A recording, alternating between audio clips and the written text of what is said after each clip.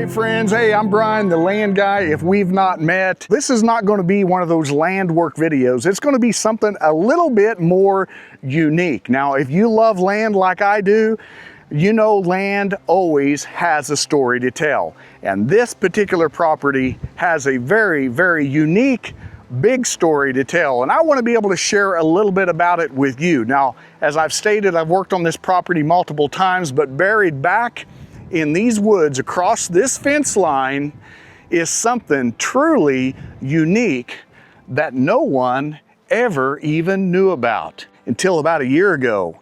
While I was out here working, I was walking around trying to figure out who has been building all of these different rock formations and rock features on this property.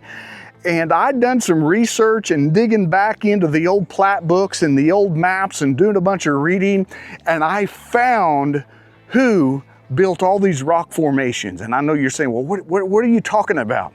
Well, let me just show you a little bit of those on this little video here. I'm going to walk around and show you some of these different features that the landowner showed me. And he's always been very curious who built these.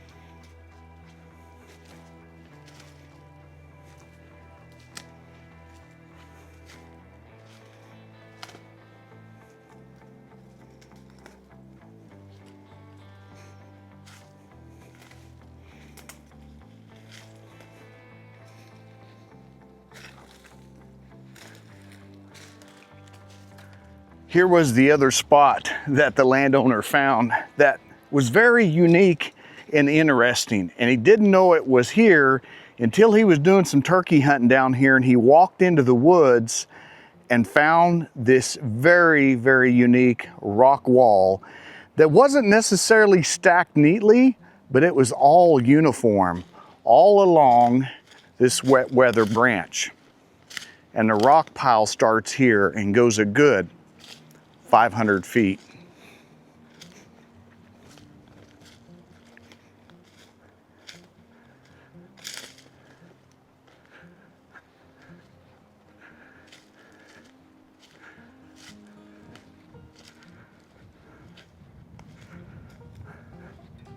So what I did a year ago, he wanted to make this more visible and easily reachable. So we came in here with a little mini excavator and we opened all this up a year ago. Now that tree has just recently fallen, but we got all that brush and trees because it was very similar to that. And we opened all this up so you can come through here, stroll through here and ponder, if these rocks could talk, what kind of stories could they tell? Here's another wet weather branch. Look at the rock work here.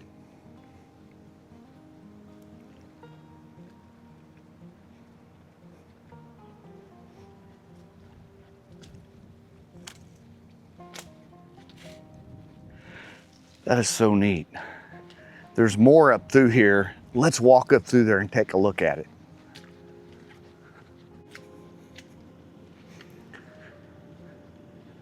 You can see where there was rocks that was stacked through here.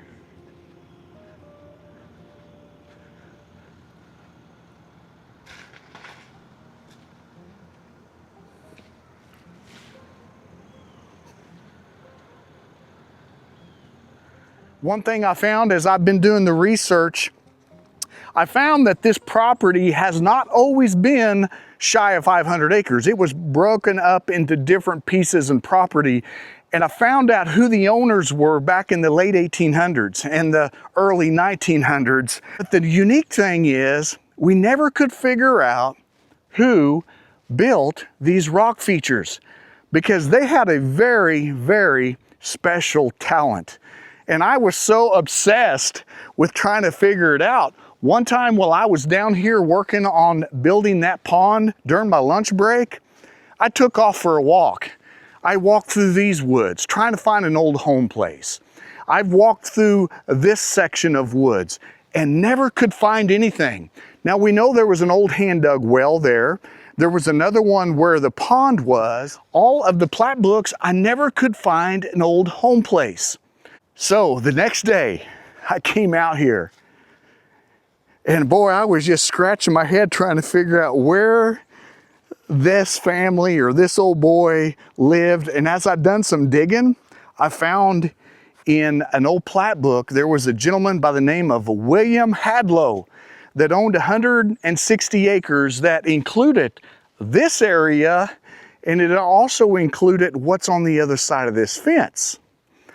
One thing unique about this is, on that 160 acres, there was not a home place that I found, but there was evidence. You had 2 hand dug wells, you had this field area. That same time period, I came out here with some metal detectors and found lots of pieces of farm implements and plow pieces. So we know that this area was probably farmed. And our thought was maybe there was an old home place where that well was, but we never could find any kind of foundation or anything. We just found farm implement things. So I think the hand dug well is to be able to water the crops, because both of these branches are wet weather branches and they don't always produce water in the summer. But that old hand dug well there always has water in it. So I thought there has to be an old place around here. You see, on the other side of this fence, it does not belong to the landowner. It actually belongs to the National Forest, Mark Twain National Forest. This was deeded over, this section here was deeded over to the National Forest in 1939. And I thought, you know, I don't know if there's anything up into this area or not, but that day I walked this little branch up through there and I found something really, really neat. And in fact, that's where we're going to head right now. I'm going to grab my bag with all my camera equipment and we're going to take a walk, and I'm going to show you all the neat, unique features that I found up here on the other side of the woods that the landowner never knew about, and I'm not even sure if the people with the National Forest even knows about. But up there is something unique. And I believe after discovering that up there, pretty much gave me the idea of who did all those different rock formations on this 160 acre plot, because that plot from the plat book included this section up here. So let's go for a walk.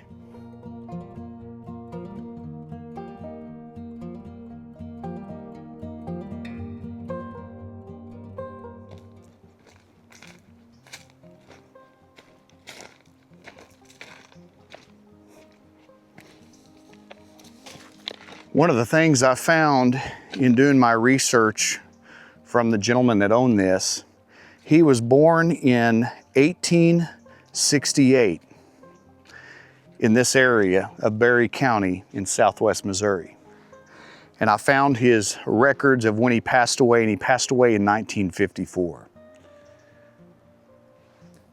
I'm kind of a history nut concerning when it comes to land, and I'm always kind of wondering what it was like for these people that lived on these properties. He was 86 years old when he passed away. So if the National Forest acquired this in 1939, I'm wondering what he did. Where'd he go? What was his next adventure in life?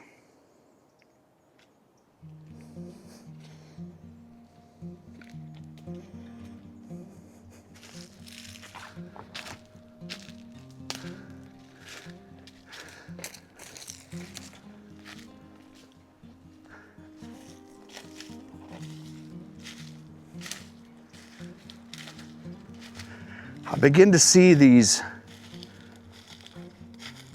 rocks that was placed here like it was an old foundation, and it was very unique because this was all kind of open.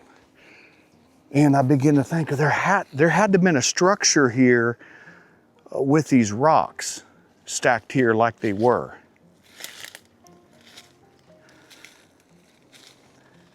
I just don't see where that could be a potential house or a cabin at one time. It's open. There might have been a structure here, and I thought, well, maybe it was a barn or an old foundation for a chicken coop. Wasn't for sure. So I thought, well, I'm going to continue walking up through here and see what I can find. One of the things is I noticed that this little wet weather creek branched. It went that way and it went that way, kind of like a Y. And so I took off going this area, and I began to see more rocks.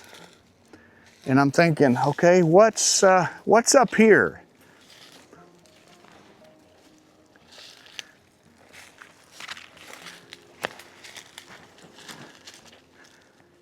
It's a rock wall. Very similar to what I saw earlier as the landowner showed me some of the different rock formations. And I saw that this one looked like it went far. So I'm like, oh my gosh, I have found something. And I was like, I gotta let the landowner know. But I didn't have no cell signal to call him. And I'm like, okay, I've got to figure out the rest of this story, because there's something here that's beginning to tell a story. And I'm thinking, okay, there's rock walls up through here. Maybe there's something more than just a rock wall. So I begin to walk more, and I begin to see the architectural features that went into this. This isn't just somebody that had a weekend or two available and they come out here and just built a rock wall, but there's something more here.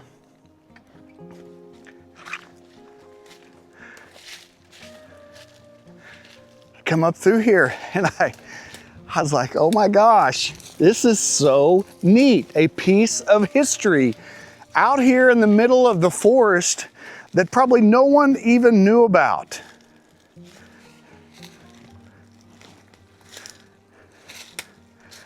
There's an old can.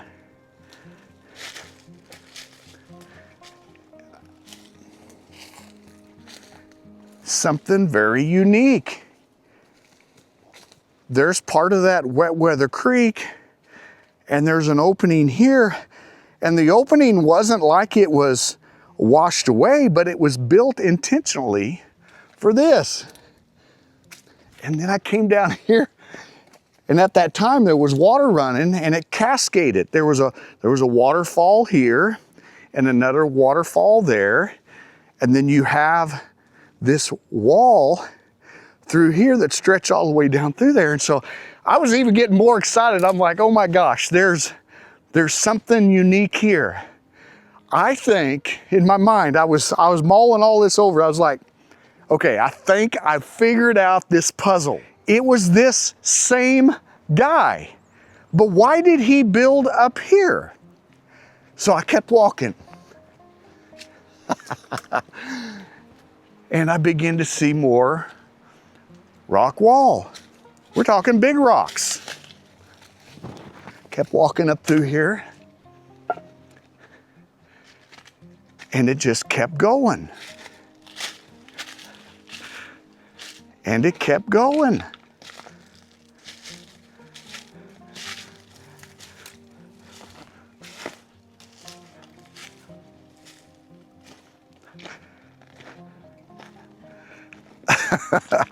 And my heart just started pounding. I'm like, oh my gosh, I think I have found something truly, truly unique. And so what I did is I just kind of began to kind of scope around and begin to look. And you know what? I'm like, there's something up there on the hill.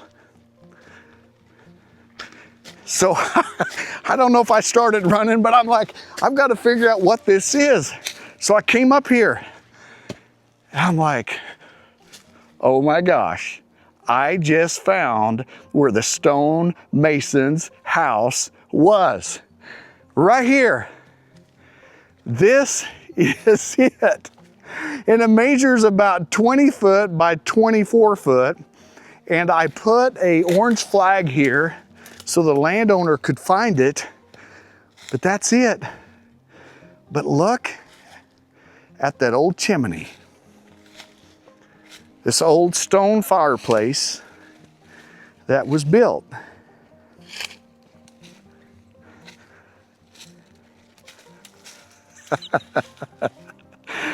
I was so excited because when I found this, I was excited when I found that stone wall when I was walking up the little valley here, because I'm like, okay, whoever built those other stone walls came up here in this little neck of the woods and built another wall. But when I found this, the puzzle was solved. This same guy that lived here, that did all the stonework along that wall, did everything else. And this was his house. So what he had here was an oasis. He had that nice rock wall that stretched down through there.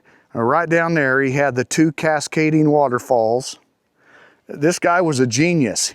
He put his house exactly where it needed to be.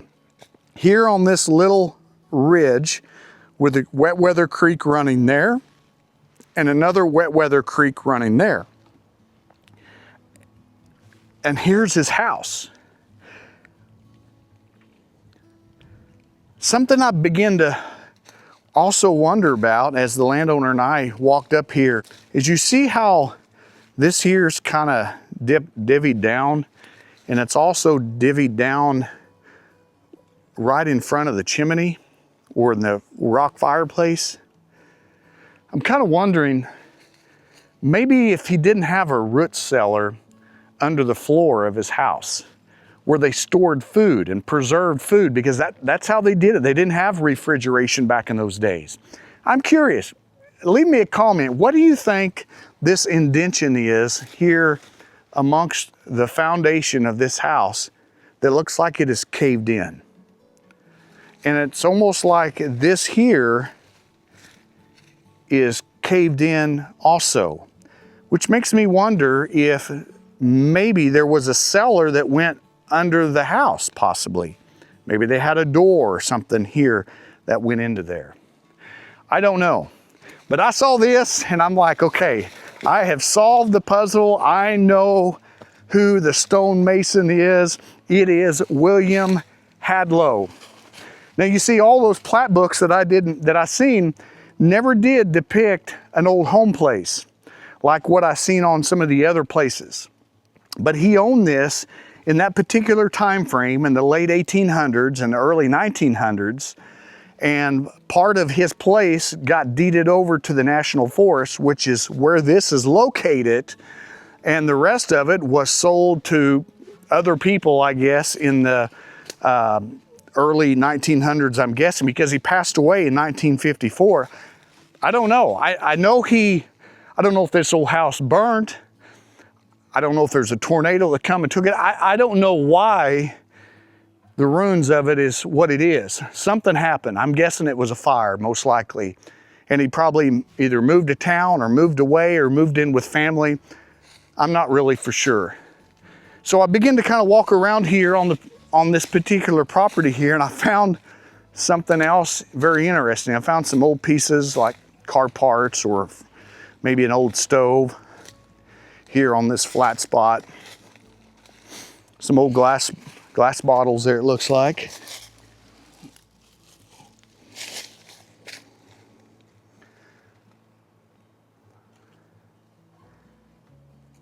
Says it's a prescription here.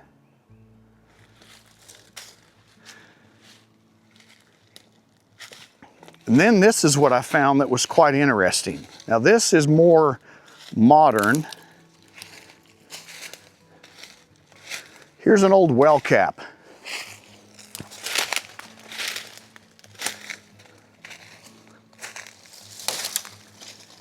Something very interesting too about this is I dropped a rock in this thing. It didn't hit no water, but it hit solid rock. I don't know, maybe at one time if this maybe had water in it at one time, but it's drying up. But that dude's solid and it goes down to solid rock and it's not very deep.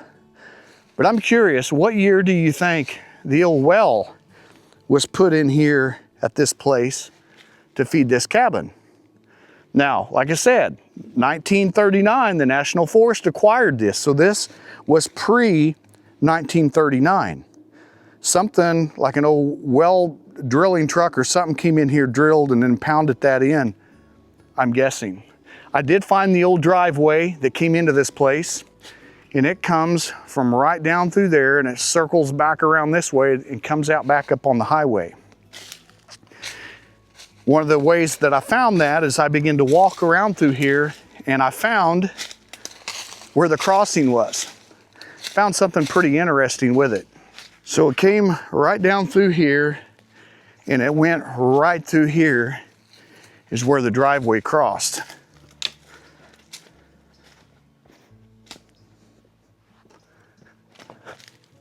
I walked up through here. It was evident that's where the driveway went because I followed that and it's all grown up with trees. But another clue that I found and what depicted that this was where the driveway was is these stones that I found. So here's the driveway. Look at these stones that's piled here. What do you think those are for? Here's my thought. If the guy, Mr. Hadlow, that lived there was wanting to get out or get in during a heavy rain event and maybe this was too flooded to cross, he probably had a little walk bridge right here that expanded so he can get across to get to his house or to get across to get to town. I don't know, leave me a comment, what do you think? That it almost looks like this was for a footbridge.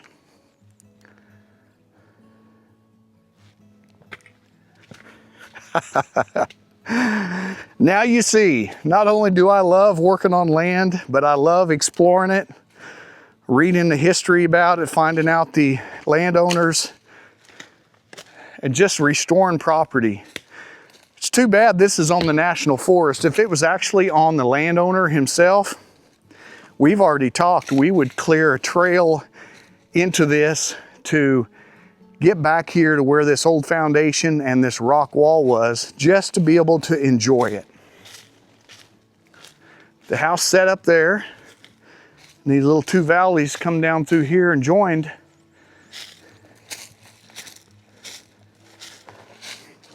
You see his house right up there. You can see the chimney and the fireplace work.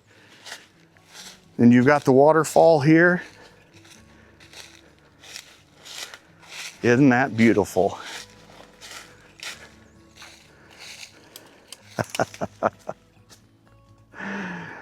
I was really excited, as you can tell, when I found this. Boy, it's getting warm. Maybe I need to settle down a little bit too. But I just really felt compelled to share that story with you. I know you were probably wanting to see me working on land and getting land fixed up. I want to do a little bit of a one-off video and show you what we discovered on this property. Now, if you're in my area, and not only do you like or need land work done, but you would like somebody to come in because maybe you're not capable of exploring it yourself, let me know, because I love doing this. I love trying to piece together what kind of story that the land has to tell. With being the land guy, not only do I work on land, but I try to figure it out and try to learn as much as I can about the property. I'm going to make my way back to the truck. I do want to say thank you for watching the video. Hopefully you found this very inspiring and a little bit unique. But Mr. Hadlow, he was the stonemason.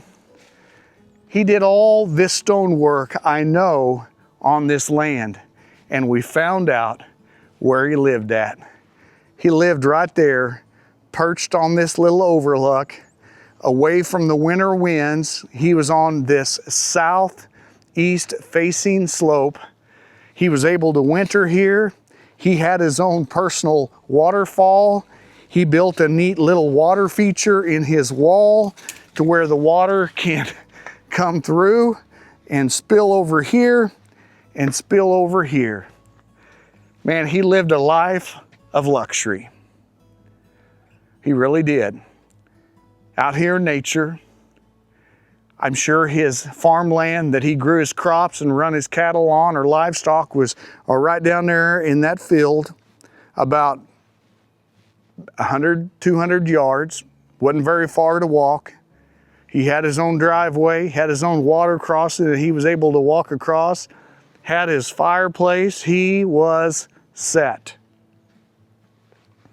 All right, well, hey, I'm going to quit jabbering on about this. I hope that you found this unique and interesting. I'd be encouraged if you subscribe to the channel.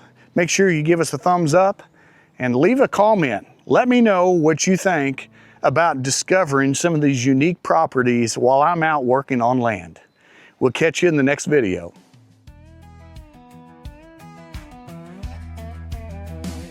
Need it cleared, need it flat.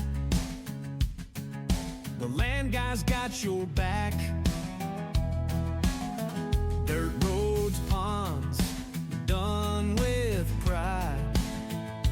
Call him up, he's on your side. The land guy, fast and tough, moving dirt, smooth and rough. Big or small, just give a try. Nobody beats